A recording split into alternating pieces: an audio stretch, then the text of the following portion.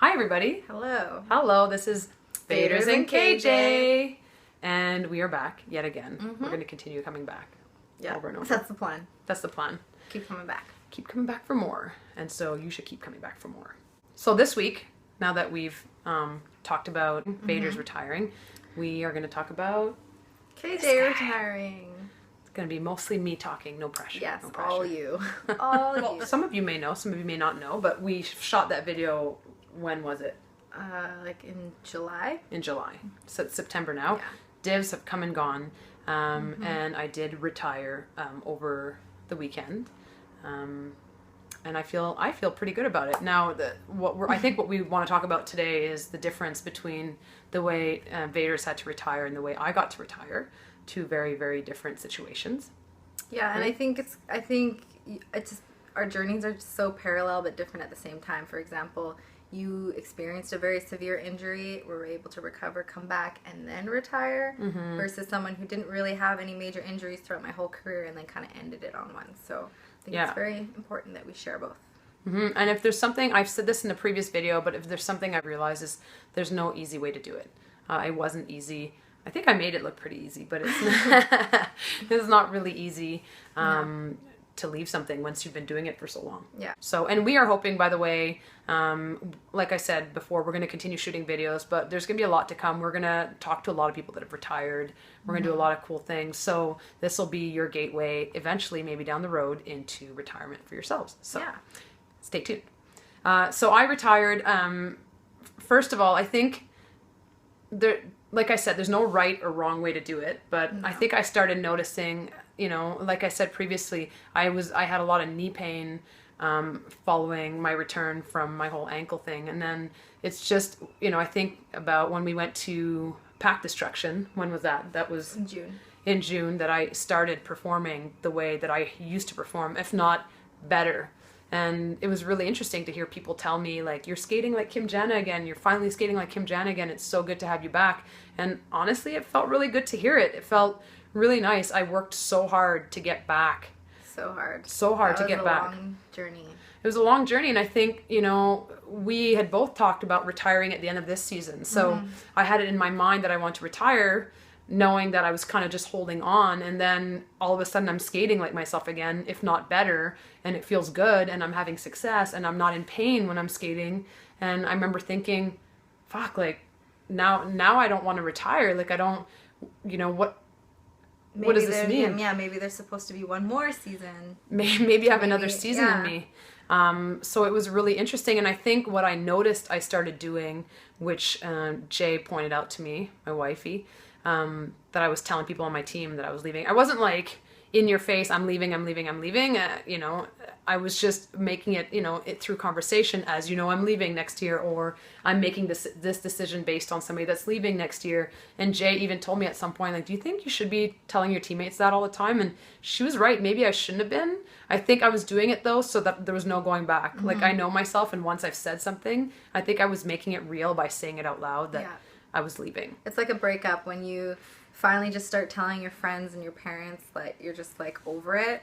That's when you're actually going to break up with that person, rather than when you keep it to yourself just when you're kind of like, maybe not. And so I totally understand that. Yeah, too. Accountability, that's what it is. So and we didn't know what was going to happen at Divs. We didn't know if we were going to go to Champs. I mean, you never know. But I think what I realized now was happening is because of the trauma I had with my ankle break, and coming back was so hard, I actually, and this is going to sound terrible to say, but I actually started looking at every practice and every game and counting them down and praying that I didn't break my ankle again. And I don't know why that fear was in my head. I look at people like, that have broken their ankles before, and I look at Scald Eagle, who broke her ankle and came back, and it's not like people are out there living in fear, or I don't think people are always concerned about breaking their ankle. And it's not like when I'm out there on the track, I'm thinking about it, but I started, because my retirement was approaching, I started thinking more and more like, fuck, that would suck if I broke my ankle right before I left. Yeah. And, again, I felt it's very similar in terms of the concussion situation and leaving before the season ended, because I bargained a lot about, well, maybe I should just play out the season. And then it was like, but then that's when the fear started. That's when I knew I had to quit too, because I was afraid to play, because I was afraid that this might be the time that I get that last concussion that's going to have those long-term side effects or symptoms. So you can't play if you're afraid to play. You can't play if you're afraid. Thank God that I was able to go out there and not think about anything when I was playing. And honestly, from pack destruction till my last game, I felt amazing. I was unstoppable. I was strong. And it was hard to walk away at the end after that last jam, like jumping the apex. And it was hard to say, I'm really going to walk away from this. And, in a sense, I'm not walking away from it. We're still going to be involved somehow. But yeah, I'm walking away from skating because I feel like 7 years I've done my time. I've enjoyed it. And like we said before, there's no right way to go. There's never going to be an easy way. You can get injured and you're forced to leave and it sucks. Yeah. You can be at the top of your game and you want to leave at the top of your game. And that's hard because you're doing so well. Why would you leave? And then there's, overstaying your welcome and, and then eventually realizing that you're just not performing the same way, and your lasting impression of yourself is that you're just not performing anymore, and that's a hard way to leave. So there's I don't think there's ever going to be a great time to just... Like for me, I didn't know my last game was my last game. I think I applaud Janna a lot for being able to complete a whole tournament knowing that was your last one, because I feel like that adds so much pressure, because you want to just like end on that such a high note, and like we all have bad games and we all like eat shit sometimes. So what if that's your eat shit game is your last game? Like, it might happen. So in a way I was kind of like, ooh, that I didn't know that was my last game. But I mean, you killed it, jumped the apex, and it was beautiful. And to the everybody, and I also got a penalty in that last jam, but I had some eat shit games, and that's what it is too. Once you have more experience on the team, sometimes you eat shit, sometimes you don't. But I'm actually not a very competitive person to begin with. So that's something that I'm not very, I never cared about winning or losing. When my whole team was like, yeah, we got to win. And I was always willing to work hard to win. But I just always cared more about having fun and like doing, it's going to sound corny, but like playing as a team out there, doing well together. I was never really concerned with, and when I was out there for my last tournament, I wasn't too concerned. I was trying not to be too concerned about my performance because, I feel like I've already done what I want to do. I feel like I've played well. I'm never going to be the best in the world. I'm never going to be the worst. Like, I just feel good about what I've done. So, it was a really good way to leave. It was fun. I got to skate at home and leave on a high note. But I would say of all the, when I think about Vaders, I'm sorry that she didn't get to finish the way she wanted to, because if I had to pick a way to leave, and I get to speak from her experience, because when I was broken, I thought I wasn't going to come back, and I thought, oh, what a shitty way to leave. And this, I chose it, and it's a hard decision, because when you're thriving out there, you want to keep thriving. But I'm just going to have to live in and remember that moment, how it felt, because it did feel really good. And I'm glad I was able to, it's almost like I was at the top of my game, went down, struggled to get back to the top of my game, performed, and then pieced out. So that's that. Yeah. Well, I think that for both of us, we've kind of made the decision mostly based on, enjoying what we were doing. And it got to a point where it wasn't as enjoyable for whichever reasons, because of like injuries and reoccurring injuries, and or the potential of having a very life-changing injury in the future. And so we both joined the sport to have a lot of fun, and we've had a lot of fun. We have. So no regrets. No regrets.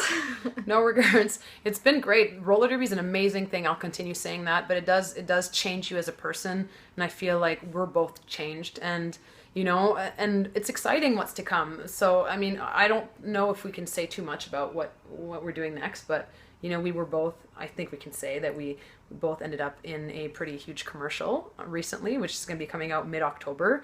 And I don't think I can say too much about what it's for, but it's big and it's exciting. And I believe that when you make this, and this is more to say that when you make a decision to move into something different, then other doors open up for you.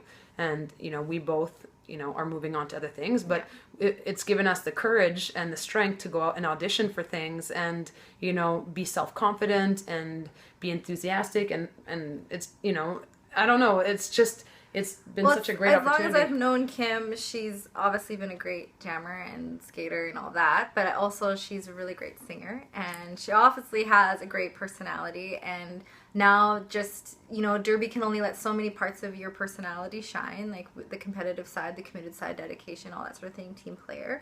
But now I'm going to look forward to seeing what other parts of Janna get to shine now that she can put her focus in something else. And I already can see that really awesome things are happening, so that's super exciting. Yeah. So just so everybody knows, like, there is you can make new goals. There's new things you can do. It doesn't just stop there, and now that's just like ended, and now you're just gonna work and like have kids, or like raise your kids, or like put your kids to college, or hang out with your friends, or what. And like, there's other things out there. There's so many things to do. I am starting dance class. And I'm not very good at dance right now, but I'm hoping with all my free time I'm going to get really good at it. I think you will. She brought me to dance class once, and I was a lost cause. Like, hip-hop dance is so hard. Like, there's 75 moves. I got lost after move number 3. Yeah. Yeah, you're going to get it. It takes time, though. I almost dislocated my shoulder trying to crump. Crumping is not for me. Well, and the interesting thing is, I would say to anybody retiring out there, or anybody, well, you're all eventually going to do it. So what I'm doing is, when I started roller derby, I think a lot of people know I was terrible, and it took me a long time to learn a lot of things. So I had to make a solid plan for myself, and my plan was very concrete. It was, you know, I had my practice times, and I decided to go to like X number of boot camps per year. We've talked about that previously. I allocated myself extra time outside on my own to practice because I wanted to be one of the best. And I knew that it wasn't just going to happen at practice, because I'm a slow learner and I needed to do these things. So I did all these things. Now, last year when I started singing, you know, I used to sing when I was younger, but I started singing and I started auditioning and stuff started happening. I realized that I have to go at my future the same way I went into roller derby. So when I was, you know, 6 months ago, I was already planning my next steps, and that's important. Planning your next steps. Roller derby takes up so much of your world, and it's such a community, and it's hard to walk away from it. It's one of those things. I'm sure a lot of things are hard to walk away from, but this is really hard to walk away from. So you need to have a plan, and you need to find something that you're going to love, or try to love just as much. For me, singing, making music, you know, acting, all that stuff. I don't know, it turns out I've got a knack for it, and I want to pursue that. And it's really nice to put a plan. I've already got a vocal coach that I'm starting with. I've got DJ classes that I'm taking. That's actually what I was doing before I got into roller derby. You know, we both have an agent now, and it's really nice. It doesn't have to be that, but you whatever it is that you feel passionate about, make yourself a plan so that when you retire, you're not lost. And make yourself a plan before you retire, so that you already know what you're going into and you have a strategy. Yeah. Roller derby is a beautiful thing, because you do end up, a lot of us get involved with it because we need something in our lives that is all encompassing, that kind of introduces us to a group of people, and like takes up our daily lives. And it's something that I poured myself into, and it was something that I needed at that time in my life. But the important thing to do, once you're like on your way to the next chapter, is to really think about who you identify as outside of that. Because if you just are strictly a Evada Peron roller derby jammer, and then you're not anymore, that can be a really hard thing to move forward with. Yeah. So I've definitely spent the last few months looking at my other passions, obviously cross-training, working out, things like that, seeing how I integrate that into my future, and what I can do to be involved in a different way. And so we've got a lot from roller derby in terms of self-growth and everything, and now it's your turn to see like what is in there, like what new passions do you have, or what untapped things have you yet to see for yourself. There's lots, guys. There's a lot out there. I know it. Yeah, there's a lot out there. And also, like, I don't know, my tip to people out there, it's funny because I took an entire week off to just, like, I retired, then I told myself I'm going to take a week off and eat whatever I want. I'm not going to work out. After 7 years of constant, like, training, I'm not going to do any of that stuff. I'm just going to relax. I did. And then today I started working out again. And it was really interesting. First of all, I was telling Evada I had a lot of energy. I thought I was not going to be able to keep up with Shanti, but I was like, move it, Shanti. You're not moving fast enough for me. But also it was kind of crazy because for 7 years I've been working out for roller derby. I had a purpose. I was trying to be strong, to break down walls with my body. And now I don't have to do that anymore. And it was kind of surreal to just work out and find my purpose. Now I want to be fit. I was kind of worried. I'm not worried, but I didn't know if I'd want to continue working out. I do love working out, but it's a good point. Like I was like, well, my whole thing is like cross training for roller derby. So if I'm not skating, like why am I cross training all the time? But then you start realizing that you just want to challenge your body in new ways that you couldn't really do before. For me, for example, dance and yoga and things like that are going to be really hard on my body because I've been so used to a certain kind of training for so long. So this is a whole new set of goals that I have now for myself and my fitness. I think my focus is going to be being lean, being fit, and not doing any. I don't, people are like, what are you going to do next? Chicks and bowls? And I don't want to do anything that's going to be hard on my body. Maybe it's the old person in me talking. It's the jammer in you talking. I just want to do like, I do, you know what? I've never wanted to be a big, muscular, like strong person. I want to be like leaner, and I don't need to be strong anymore. Like I want to be strong, but I don't want to be like CrossFit strong. And I think that was always in my head because I have a very particular jammer style. That's the other thing too, is that I was never going to be one of those spinny, like svelte jammers. So my jammer style I've always been a horse. I power through things. And actually leading up to divisionals, I went on a crazy strength plan so that I could be strong enough to bust through walls. But those walls are getting big. Those girls are doing CrossFit. And it was really hard on my body because that's my jammer style. Everybody's different, but that's the way I jam. It's really hard after 7 years to just be like, you know what? I'm just going to start spinning off people. I mean, I tried, I think I tried and I did a couple of toe stop spins, but I'm never going to be like this like spirally sleeky jammer that doesn't, I had to like muscle my way through things. And it's actually going to be really nice not to do that anymore. It's going to be nice to just train to be fit and not train to have to like break down an Angel City wall. Shout out to Angel City. You guys are strong. Tree trunks. You girls are strong. Tree trunks. It's like hitting a wall for real. You say that after every game, but when you hit an Angel City wall, they don't move. Nothing happens. No gaps. Nothing. It's not even real people. Yeah. They're just cement. I came in hot once and I fell backwards. I remember Lacey Knight, so cute, looked down at me and smiled. She's great. I love those girls. Yeah. I'm going to miss them. Yeah. So basically, we're just trying to say that there's positives, guys. Oh yeah. And we're here to share them with you and our journey, because this is just like, for me, I'm 2 months in. So in my last video, I was talking about being in the depression, moving to acceptance situation. Also, I'm a lot more in the acceptance zone. Yeah. I feel like Janna's kind of like sped up to the acceptance zone. I've had a lot more time. You ain't got time to waste. Yeah, I've had a lot more time to anticipate process this. It. Yeah, I would never have thought that this guy was gonna get concussions. And that being said, on the note of concussions, funny, not funny, haha. But she got a concussion, and then I fell hard and hit my head, and I remember, because I was so focused on my ankle all the time. You get injuries and you focus on like, oh my God, I need to heal this thing. You're never thinking, oh, I hope I don't get a concussion. And she left because of concussions, and like, I don't know why, but all of a sudden I got hit hard, fell. I had concussion symptoms. I had to take time off, came back, fell, like got hit hard again.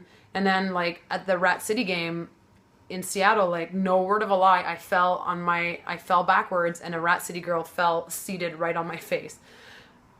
She sat on my face. Not in a good way. No. But my head snapped and hit the floor, and I remember thinking like, and it affected me. I felt sick. Oh yeah, it's your head. Well, yeah, and I was like, fuck, like I'm at the state in this too now. Like it's just, like it's just one of those things where you're like, I just don't, I think out of anything to do, especially with the last video or like with my retirement specifically, public service announcement is like, just if you hit your head, like you should just stop playing. Practice game, whatever it is. You need to go sit with someone who has been trained to test for concussions. You need to go actually see your doctor and tell them you need to record when you've had that head injury, because when it happens again, you might not remember all the details of the last time. It's really important to keep track of the succession of getting hit in the head and your symptoms. Definitely, please do not lie to your doctors. I know it's super easy to do, to say, oh, I didn't feel this way, I didn't feel that way, I've never had a concussion, I've never hit my head before, because trust me, that's what I've done. And it's just not worth it. So we've all lied. yeah, Let's face it, guys. We've I've all had lied. many non-injury. Like, and that's the thing. Roller derby is so much fun that you'll lie to stay and play. You know, You want I'm to be not tough. You want to be like. You want to have fun. Yeah. It's such a fun thing to do. You know, all of this, her and I retiring is not saying, yeah, retirement's great, go for it. It's enjoy it while you can, and we will be here. We'll be here while you're playing. We'll be here when you're done. Be safe. Yeah, be safe. But the cool thing is that Vaders and I are going to bring in, you know, people to talk about strategy. You know, we still love roller derby. We still love roller derby. So we still want to talk about it. Yeah, we just want to talk about an aspect that not a lot of people talk about, which is, you know, you're in roller derby and it's all encompassing, and then when you leave, it's like all of a sudden, like, people move on with their lives and that's fine, but like there's not a lot of resources for people once they move on, and it's a huge community, and we're hoping to keep that community going post roller derby for you guys and for us as well. Like, we want to stay involved and we want to stay connected. Yeah. Mm-hmm.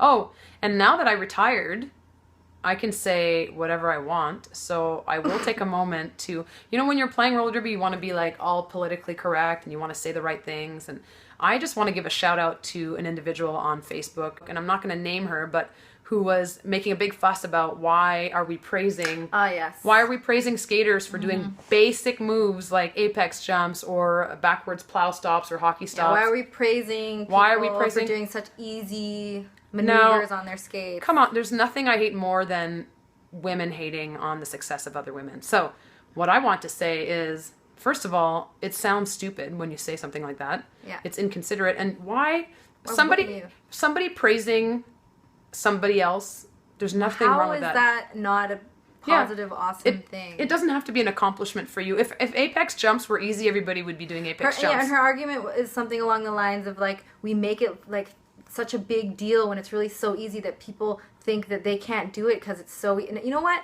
Not everybody can do any of those things at any, like, there's people, there is a spectrum of skaters out there that are just entering the sport, to skaters that I've been skating for 5 years and I still can't do that, like, wide stance thing. And if I see anybody doing that side stance thing, I'm always like, wow, that's friggin' amazing. Like, that is so hard. And I don't care if it's easy for you. It's hard for me. So I think it's awesome. There you go. Just let people praise other people. If you're looking to, like, have such a strong stance on something, you should find, like, a stronger topic to have a stance on. Like, if you're gonna go on Facebook and shit on something, try and shit on, like, racism, or shit on, like, try and change the world. Don't try and change the world from, like, people being nice to each other. Yeah, like so what if a girl is proud of her apex jump? Just let her be proud. If you're not excited about it, someone jumped the apex, because I'm excited every time someone jumps. Me too. It looks good. I'm excited. You know what? If one girl is excited about putting one frickin' skate in front of the other, then let her be excited. Let her be excited. Okay, there's nothing wrong with people praising other people. Now, if you're that person... Weirdest status I ever read. You need to think about things. You need to think twice. I'm going to keep it PC for this, but we were not impressed. No. We sat there being not impressed with you. That's not what this community is about. No. We like to celebrate everybody all the time. So maybe every time we shoot a video, I'm going to bring a topic that I want to talk about. Maybe not. You thought I was the nice guy. Oh, God. Okay. Yep. That's it. This was a great video. Your retirement video. Subscribe to our channel. Yes. Oh, I do that sometimes. Like the video. Like the video. Subscribe to our channel. Yeah. Share it with your friends. Like I said, there's more coming. Mm-hmm. And a lot of great things. So much to talk about. So much. We have just a list to go through here. A laundry list. Yeah. We shot it a few times and I cried, and then we did this one because I didn't want to compete with her. Yeah, it was like, lots of editing. Because in her video, she was like, Mega super ugly cry. Like, this one could ever look ugly. I was editing it going, okay, nice try, Vaders. I was a little dramatic. When I look back at it, I'm like, you were just like, you were super ugly cry. There's like one tear coming down. Yeah. Oh, me, dramatic, never. Yeah. Okay. Okay. Bam.